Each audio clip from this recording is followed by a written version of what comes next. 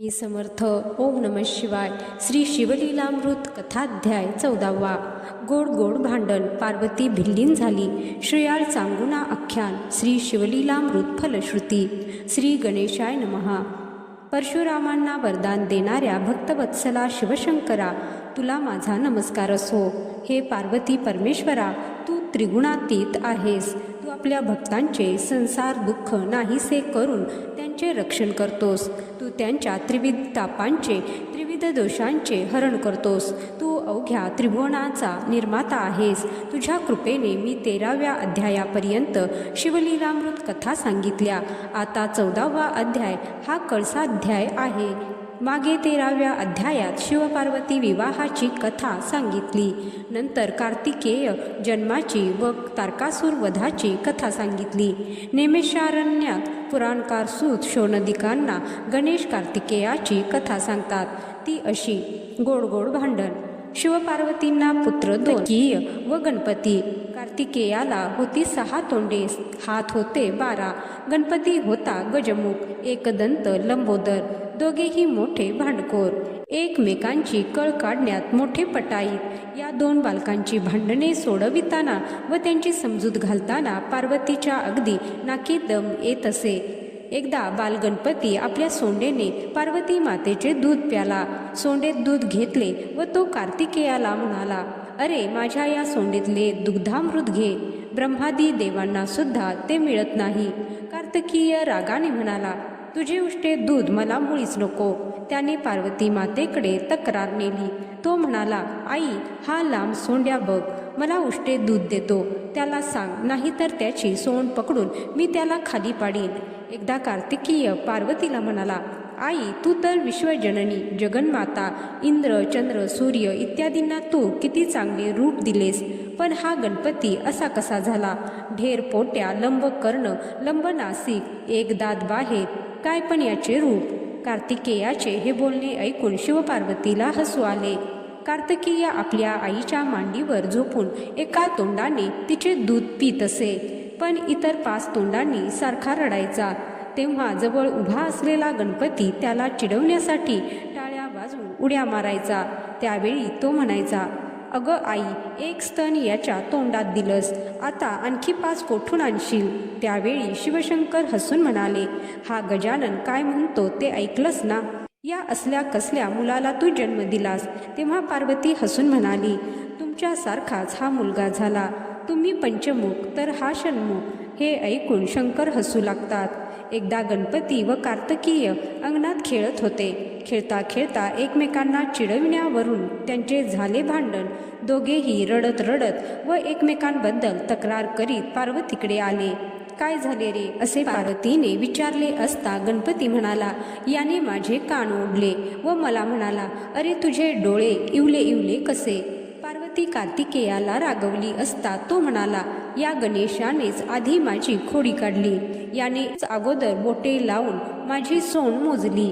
याला शिक्षा कर. मग कार्तिकेय तक्रार करीत म्हणाला, याने माझे हात मोजले. तेव्हा गणपती म्हणाला, अगं आई, हा मला म्हणाला, तू एवढा ढेरपोट्या कसा रे? मोदक फार खातोस वाटते. अशी त्या दोघांची सारखी भांडणे होत असत. त्यांच्या कागाळ्या ऐकता ऐकता शिवपार्वतींना हसू यायचे व दोघांची समजूत घालता घालता पुरे वाट व्हायची. एकदा भगवान शंकर आपल्या आसनावर आरामात बसले होते. जवळच पार्वती होती. तिने शंकरांच्या जटेकडे निरखून पाहिले आणि एकदम हसू लागली. तू का बरे हसतेस, असे शंकरांनी विचारले असता पार्वती म्हणाली, अहो, तुमच्या जटाजुटात एक स्त्री दिसते आहे. तुम्हीच तिला लपवून ठेवली असावी. तुमची करणी ब्रह्मादिकांना सुद्धा कळावयाची नाही.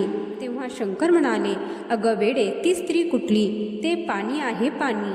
अहो, पण त्या पाण्यात स्त्रीचे मुख दिसते आहे ना?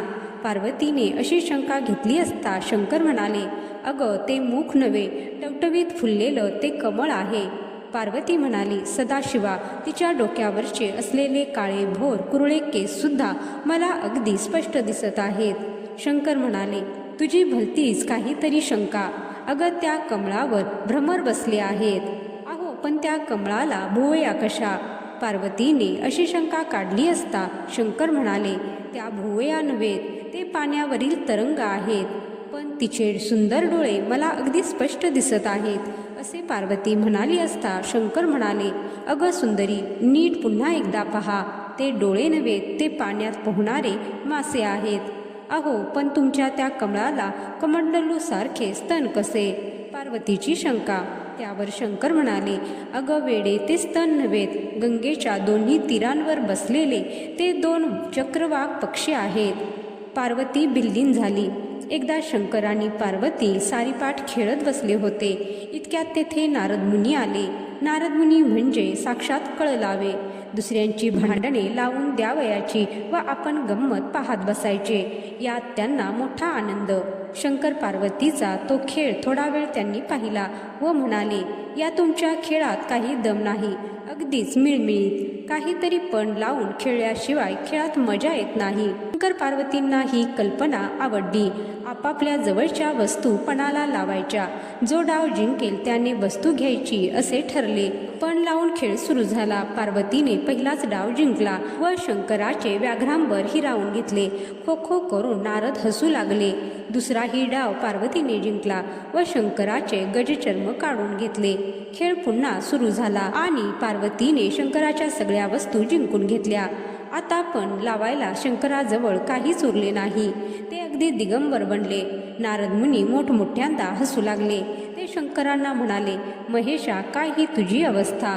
पार्वतीने तुम्हाला अगदी पूर्ण जिंकले. आता त्रैलोक्यात तुमचे मोठेपण ते काय उरले? तुम्ही निर्गुण निराकार मायाधीन झालात. आता भक्तांना तोंड कसे बरे दाखविणार? नारदांनी केलेली ही थट्टा शंकरांना चांगली जुंबली आणि ते रुसून रागारागाने घोर वनात निघून गेले. मग नारद मुनी हसत हसत निघून गेले. मग जगदंबा पार्वती शंकरांना शोधण्यासाठी वनात गेली. डोंगर, दऱ्या, पर्वत, गुहा सगळीकडे शोधले, पण शंकर कोठे दिसेनात. तिने अनेक सिद्ध साधकांना, योगी मुनींना शंकर कोठे दिसले का म्हणून विचारले, परंतु तो जगतात्मा, सर्वसाक्षी, विश्वव्यापक महेश्वर कुणालाच कुठे दिसला नव्हता. जिथे अनंत शक्तीची स्वामिनी असलेल्या पार्वतीला सुद्धा शंकरांचा शोध घेता घेता दमछाक झाली. तिथे तिच्यापेक्षा सामान्यांची काय कथा. अनेक देवदेवता शिवदर्शनासाठी तप करतात. 4 वेद सुद्धा प्रयत्न करीत होते. 4 वेद, 6 शास्त्रे, या सर्वांचे एकच मत, भगवान शंकर परब्रह्म, ब्रह्मानंद आहे. वेदशास्त्रांना तो अगम्य आहे. तो सापडणे अगदी अशक्य. साध्या चर्मचक्षूंना तो विश्वंभर कसा दिसणार? पार्वती शंकरांना शोधून शोधून दमली, पण शंकर काही सापडले नाहीत. शंकराच्या विरहाने ती अगदी व्याकुळ झाली. अगदी पूर्ण शरणागती पत्करून ती धावा करू लागली. प्राणेश्वरा, नारदांनी तुमची थट्टा केली, त्याला मी हसले. ही माझी चूक झाली. त्याबद्दल मला क्षमा करा.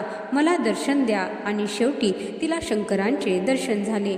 शंकर आपल्या सासऱ्यांच्या घरीच हिमालयावर ध्यानस्थ बसले होते. आत्मानंदात, स्वात्मसुखात अगदी तल्लीन झाले होते. त्यावेळी पार्वतीने विचार केला, जर आपण याच स्वरूपात त्यांच्याजवळ गेलो तर नक्कीच रागवतील, परत येणार नाहीत.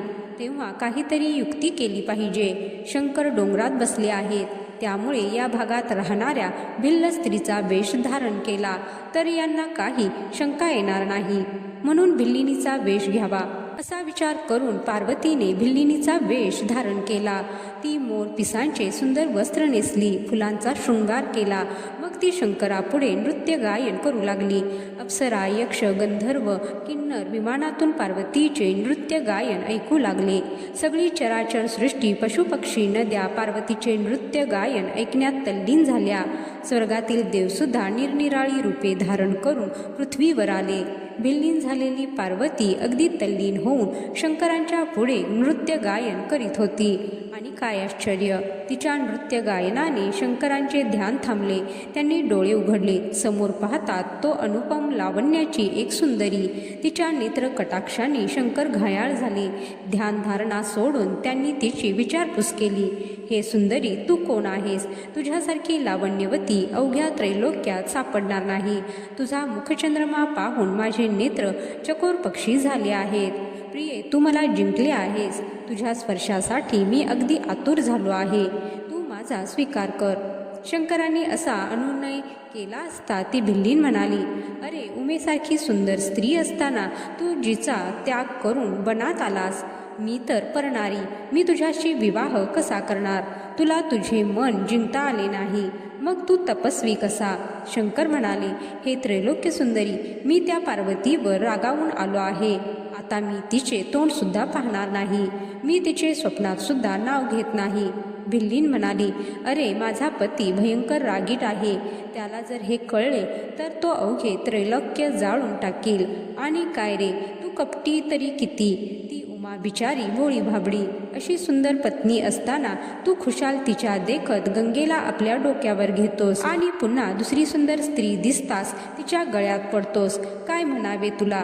तेव्हा शंकर म्हणाले, अगं ती पार्वती मोठी कपटी आहे, तिने माझ्यासाठी 2 वेळा जन्म घेतला, एकदा दाक्षायणी सती म्हणून आणि दुसऱ्यांदा पार्वती म्हणून. तुला माहीत नाही हे? आता जरी ती येथे आली तरी मी तिच्याशी एक शब्दसुद्धा बोलणार नाही. परत जाणे तर नावच नको. तू माझा स्वीकार कर, तू मला नेशील तिकडे मी येईन. भिल्लीन हसून म्हणाली, अरे जिचा तू 2 वेळा स्वीकार केलास तिची ही अवस्था केलीस, मग माझी गत काय होईल? खरं तर तूच मोठा कपटी आहेस, माझा नाद सोड. असे म्हणून ती भिल्लीन नृत्य गायन करीत जाऊ लागली. तेव्हा शंकर अधीरतेने उठले, धावत तिच्या जवळ गेले, तिला आलिंगन देण्याचा प्रयत्न करीत ते म्हणाले, प्रिये मी तुझा मुळीच त्याग करणार नाही, मी तुला वचन देतो, थांब, मला सोडून जाऊ नकोस. भिल्लीन म्हणाली, ठीक आहे, तू माझ्या घरी चल, मग तिथे मी तुझा स्वीकार करीन. शंकरांनी मोठ्या आनंदाने ते मान्य केले. शंकर तिच्या मागे जाऊ लागले. भिल्लिनीचे रूप घेतलेल्या पार्वतीने शंकरांना भुलवून कैलासावर नेले.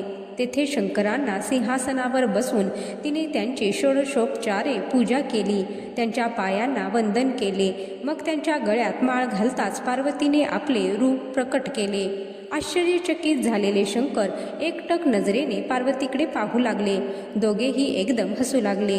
आपला राग घालवण्यासाठी पार्वतीने आपल्याला चांगले चकविले हे शंकरांनी ओळखले. शंकरांना पार्वतीची आपल्यावरील भक्ती व प्रीती कळाली व स्वतःची चूक उमगली. श्रीयाळ चांगुना आख्यान. एकदा नारद मुनी फिरत फिरत कैलास पर्वतावर गेले. शंकरांनी त्यांचे यथोचित स्वागत केले आणि विचारले, मुनिवर्य, त्रैलोक्यात काही विशेष वार्ता? तेव्हा नारद म्हणाले, आहे, अगदी अपूर्व वार्ता आहे. अहो भोलेनाथ, आजपर्यंत मी तुमचे अनेक भक्त पाहिले, परंतु पृथ्वीवरील कांती नगरातील श्रीयाळ राजासारखा थोर शिवभक्त अवघ्या त्रैलोक्यात पाहिला नाही. तो मोठा उदार, यशवंत, कीर्तिमंत, शीलवंत, श्रीमंत आहे. तो मोठा दानशूर आहे. त्याने गेली 10,000 वर्षे अन्नछत्र घातले आहे. तो प्रत्येकाला इच्छित भोजन देतो. तो आपला अनन्यसाधारण भक्त आहे. एखाद्या अतिथीने पृथ्वीवरील अप्राप्य वस्तूचे भोजन मागितले तरी तो ती वस्तू प्रयत्नपूर्वक मिळवून अतिथीला इच्छा भोजन देतो. मी आत्ताच त्या कांती नगराहून आलो, त्यामुळे मला त्या राजाची आठवण झाली. एवढे बोलून नारद मुनी आकाशमार्गे निघून गेले. नारदांनी असे सांगितले असता भगवान शंकरांनी त्या श्रीयाळ राजाची सत्वपरीक्षा पाहण्याचे ठरविले. मग त्यांनी अत्यंत उग्र असा अतिथी वेश घेतला व श्रीयाळ राजाकडे येऊन म्हणाले, मला आत्ताच्या आत्ता इच्छा भोजन दे, नाहीतर तुझे सत्वहरण करून जाईन. मग श्रीयाळ व त्याची पत्नी चांगुना यांनी त्या अतिथीला घरात नेले. आसनावर बसून त्याची यथाविधी षोडशोपचारे पूजा केली. मग राजा श्रीयाळ हात जोडून म्हणाला, स्वामी, आपण आता इच्छा भोजन मागा. आपणास जे हवे असेल ते मागा, मी प्रतिज्ञापूर्वक ते पुरवीन. तो अतिथी म्हणाला, मला नर मांस हवे आहे, पण ते चोरून आणलेले नको, विकत आणलेले नको, मी ते मुळीच घेणार नाही. तेव्हा चांगुना म्हणाली, स्वामी, मी माझे मांस देण्यास आनंदाने तयार आहे. राजा म्हणाला, स्वामी, मी माझे मांस देतो, त्याचा आपण स्वीकार करावा. त्यावर अतिथी म्हणाला, अरे तुम्ही दोघे तर सर्व याचकांचे माता पिता आहात. तुमचे मांस जर मी घेतले तर अन्नछत्र बंद पडेल, म्हणून तुमचे मांस मला नको. तुमचा 5 वर्षाचा एकुलता एक मुलगा चिलिया बाळ आहे, त्याचे मांस मला हवे आहे, ते मला द्या. अतिथीचे ते बोलणे ऐकून श्रीयाळ व चांगुना यांच्या डोळ्यात पाणी आले. मग मन घट्ट करून ती दोघे म्हणाली, आम्ही आमचा बाळ तुम्हाला देऊन टाकतो, तुम्हाला तो घेऊन जा. त्यावर अतिथी रागावून म्हणाला, मला काय वाघ लांडगा समजलात की काय? त्याला मी काय कच्चा खाऊ? मनात काही न आणता तुमच्या मुलाचे मांस शिजवून मला वाढा. जर रडला तर मी निघून जाईल. मग चांगुनेने बाहेर येऊन चिलया बाळाला हाका मारल्या. चिलया धावत आला. त्याने माता पित्यांना वंदन केले. चांगुना त्याला म्हणाली, बाळा, या अतिथी देवाला तुझे मांस हवे आहे. तेव्हा क्षणभरही विचार न करता चिलया मोठ्या आनंदाने म्हणाला, एवढेच ना, ठीक आहे. मी माझा देह शिवार्पण केला आहे, त्यामुळे भगवान सदाशिव तृप्त होतील. मला माझ्या देहाचा मोह मुळीच नाही. माझे मांस खाऊन जर हे अतिथी देव संतुष्ट होतील तर साक्षात शिवशंकरच माझ्यावर संतुष्ट आहेत असे होईल. मग चांगुना चिलयाला मारण्यासाठी त्याला पाकशाळेत घेऊन गेली. त्याचे तिने अनेक वेळा चुंबन घेतले. त्याला प्रेमाने छातीशी धरले. शेवटी मन वज्रापेक्षाही कठोर करून तिने चिलयाचे मस्तक कापून त्याच्या शरीराचे मांस काढले. आपल्या मुलाचे मुख तरी पाहावयास मिळावे म्हणून त्याचे मस्तक लपवून ठेवले. मग ते मांस शिजवून तयार केले व त्या अतिथीला भोजन करण्याची विनंती केली. तो अतिथी कसला? अनंत ब्रह्मांड साक्षी असलेल्या भगवान शंकरांनी चिलयाचे मस्तक बाजूला ठेवल्याचे ओळखले. तो अतिथी म्हणाला, मी मुळीच भोजन करणार नाही. मुलाचे मस्तक बाजूला का ठेवले? तेव्हा आता ते मस्तक बाहेर आण व माझ्या देखत ते उकळात काढ. जर डोळ्यात अश्रू आले तर मुलाबरोबर तुमचेही सत्व जाईल. मग ती चांगुना चिलयाचे मस्तक उखळात घालून काढू लागली. भगवान शंकर तिची सत्व परीक्षा पाहत होते. श्रीयाळ राजाचे आगत्य व चांगुनीचा असामान्य निर्धार पाहून अतिथी रूपात असलेले शंकर सद्गदित झाले. तरीही ते चांगुलेला म्हणाले, नुसते नाही कांडावयाचे, मोठ्या आनंदाने गाणे म्हणत कांड. अतिथीच्या आज्ञेनुसार चांगुना चिलयाचे मस्तक काढता काढता त्याचे अनेक गुण आठवून गाणे म्हणू लागली. बाळा चिलया, तुझा जन्म देऊन मी खरोखर धन्य झाले, पण आता तुझ्याशिवाय मी भिकारी झाले आहे, दुबळी झाली आहे. बाळा, आता हा अतिथी भोजन करून गेला की मी या देहाचा त्याग करून तुझ्याकडे लगेच येईल. सुकुमारा, तू एकटाच कैलासाच्या मार्गाने कसा बरे जातोस? मलाही तुझ्याबरोबर घेऊन चल. तू फार मोठे पुण्य करून कैलासपद मिळवले आहेस. आता मी तुझ्याबरोबर आले तर माझाही उद्धार होईल. जलाविना मासा जसा तडपडतो तशी माझी अवस्था झाली आहे. तुझ्याविषयी क्रूर बनलेल्या मला जगात तोंड दाखवायची लाज वाटते. तुझ्यासारखा गुणी मुलगा त्रैलोक्यात शोधून सापडणार नाही. असे म्हणत गाणे गात गात चांगुनेने चिलयाचे मस्तक काढले. ते मांस शिजवल्यावर राजा राणीने त्या अतिथीला भोजनाला उठण्याची विनंती केली. तेव्हा तो अतिथी म्हणाला, मी एकटाच भोजन कसा करणार? तुम्ही दोघेही माझ्याबरोबर भोजनाला बसा. आपल्याच मुलाचे मांस खायचे या विचाराने त्या दोघांच्या मनाला फार फार वेदना झाल्या. पण इतके केले असतानाही हा अतिथी भोजन टाकून जाईल या भीतीने ती दोघं भोजनासाठी पानावर बसली. पण तरीसुद्धा तो अतिथी भोजनास सुरुवात करेना. तो म्हणाला, अहो, निपुत्रिकाचे तोंडसुद्धा पाहू नये असे शास्त्र सांगते. मग त्याच्या घरी भोजन करण्याची गोष्टच सोडा. दिव्याशिवाय जसे घर किंवा फळाशिवाय जसा वृक्ष, त्याप्रमाणे पुत्राशिवाय असलेले तुमचे घर मला उदास दिसते. तो अतिथी असे बोलला असता राजा राणी दोघेही अतिशय दुःखी झाली. चांगुना शोक करीत म्हणाली, एकुलता एक बाळ होता, तोही गेला व आता सत्वही जाणार. मग ती परमेश्वराचा धावा करीत म्हणाली, प्रभो सदाशिवा, कर्पूर गौरा, धाव रे धाव. आमचा वंशच्छेद झाला व आमचे सत्वही निघाले. भगवान शंकरा, तू कोठे आहेस? तुला आमची दया का येत नाही? चांगुनासा धावा करू लागली असता त्या अतिथीच्या डोळ्यातून अश्रू वाहू लागले. नगरातले लोक आकांत करू लागले. आकाशात देवांच्या विमानांची दाटी झाली. आता भगवान शंकर काय करतात याबद्दल सर्वांना कुतूहल होते. मग तो अतिथी चांगुनेला म्हणाला, मी तुझ्यावर पूर्ण प्रसन्न झालो आहे. आता तुझ्या मनात अत्यंत प्रिय असेल ते मला माग, मी तुला ते देतो. अतिथीने असे आश्वासन दिले असता चांगुना म्हणाली, लोक आता मला निपुत्रिक म्हणतील म्हणून हा कलंक पुसला जावा. अतिथीच्या रूपात असलेले शंकर म्हणाले, तसेच होईल. तुझ्या मुलाला हाक मार. अतिथीचे वचन सत्य मानून चांगुना चिलया बाळाला हाका मारू लागली. आणि काय आश्चर्य, चांगुनेची हाक ऐकताच चिलया बाळ धावतच तेथे आला. त्याला पाहून श्रीयाळ राजाला व चांगुनेला जो आनंद झाला त्याचे वर्णन कोणत्या शब्दात करावे. आणि त्याच क्षणी अतिथीच्या ठिकाणी साक्षात भगवान शंकर प्रकट झाले. पंचवदन दशभुज अशा भगवान शंकरांनी चिलया त्याला आपल्या पोटाशी धरले. श्रीयाळ राजाने व चांगुनेने शंकरांच्या पायावर डोके ठेवले. त्याचवेळी आकाशातून देवांनी पुष्पवृष्टी सुरू केली. श्रीयाळ चांगुनेच्या विजयाच्या दुधंबी वाजू लागल्या. कांतीनगरात आनंदाची दिवाळी सुरू झाली. सगळे लोक जयघोष करीत राजवाड्याकडे धावू लागले. मंगलवाद्ये वाजू लागली. इतक्यात तेथे कैलासहून दिव्य विमान आले. श्रीयाळ व चांगुना यांना दिव्य देह प्राप्त झाला. चिलयाला राजसिंहासनावर बसविले. राजाने सगळा राज्यकारभार मंत्र्यांच्या स्वाधीन केला. मग त्या दिव्य विमानात बसून राजा श्रीयाळ व चांगुना भगवान शंकरासह कैलासपदाला गेले. कांतीनगरात आनंदाच्या सागराला उधाण आले. श्री शिवलीलामृत फलश्रुती. श्रीधर स्वामी सांगतात, श्री शिवलीलामृत ग्रंथाच्या पठण श्रवणाने मिळणारा आनंद हा ब्रह्मानंद आहे. तो कधीही कोणत्याही काळी कमी होणारा नाही. 14 अध्यायात श्री शिवलीलामृत ग्रंथ पूर्ण झाला.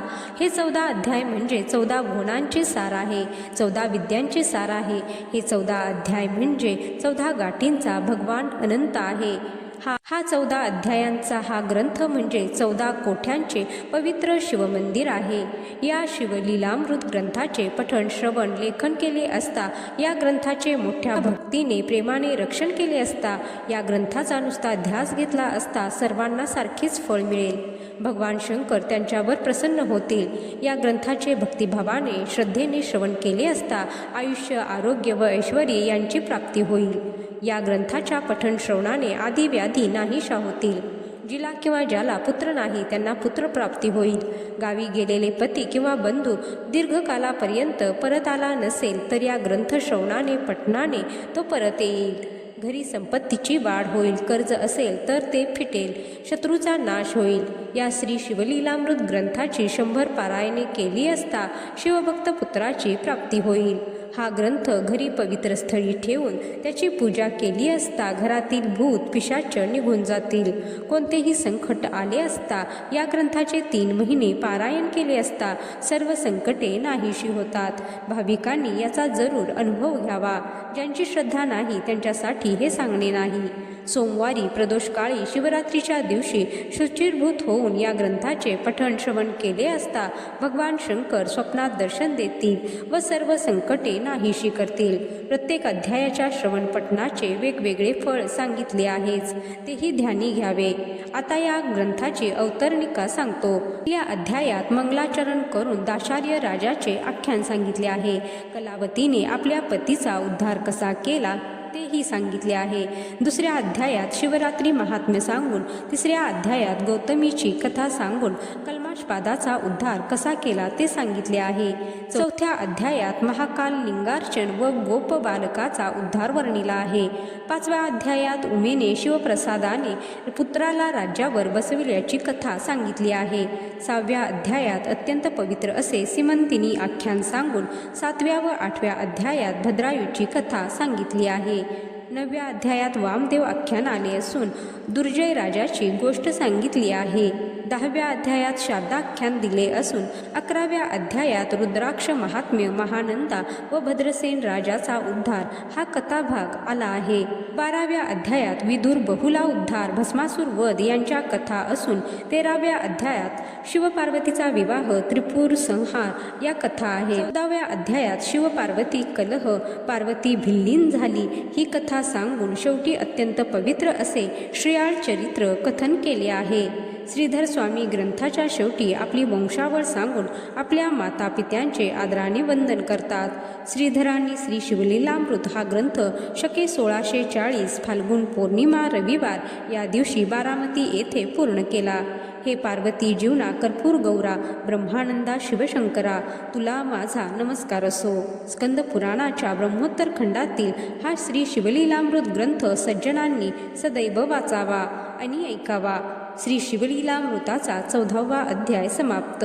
श्री साम सदाशिवार्पणमस्तु. शुभम भवतु. ओम नमः शिवाय. हर हर महादेव.